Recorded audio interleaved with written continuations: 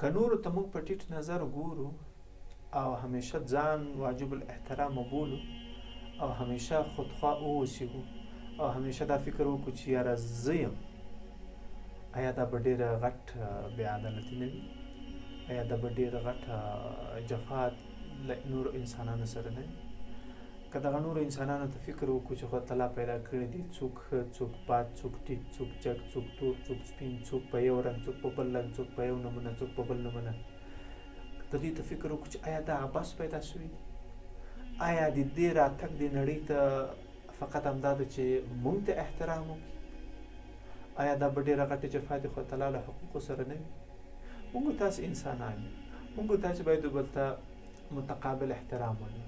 حتی که یو څوک موږ ته احترام هم نه لري، موږ یې باید بد ونه یسو، موږ باید دغه په اړه باندې غلط نظر ونه لرو.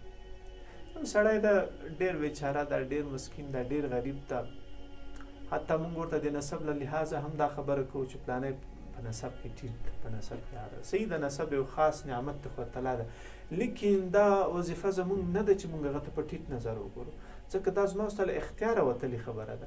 زه چې پیدا کړی یم، ته چې پیدا کړی یې په دغه عزتمند حالت، هغه یې مثلا له ما ته نه لږ ټیټ پیدا کړی ده، دا چا پیدا کړي دي؟ دا وظیفه او دنده د چا؟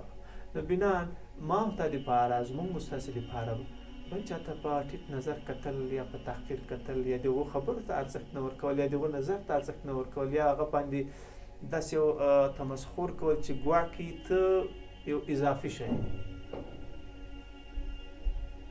یعنې ته یو اضافي شی یې، ستا خبرې ستا اهداف. زه خو بیا داسې یم، زه بها یم، زه دا که تاسې مونږ تاسې لیدلي وي ډېری زمونږ ستاسې ملګري، نه زه ها کوم او زه بیا داسې نه یم، زه یې وهم او زه به دا وکړم، زه به ها وکړم.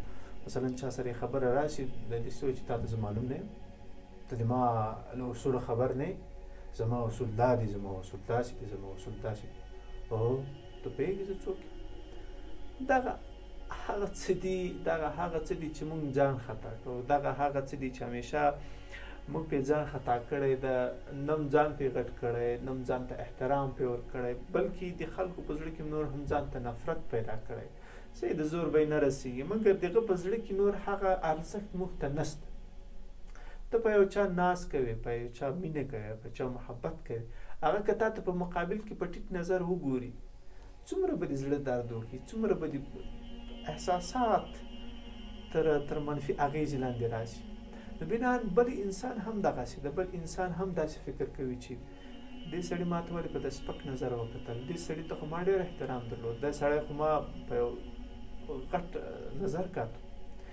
نو کله چې موږ ته څوک احترام کوي، کله چې څوک موږ ته مینه راکوي، موږ باید سل چنده د هغو مینه ورکړو او چا ته په ټیټ نظر ونه ګورو، ځکه دا ژوند ډېر لنډ ژوند ده، ډېر کم ژوند ده، ډېر عجیبه محدوده ده. فکر وکړه دغه زما او ستا شروع دغه پیدا سو ژوند آغاز او د چا دلته وي، پای د چا دلته وي، د چا دلته وي، د چا دلته وي او د چا هم دلته وي.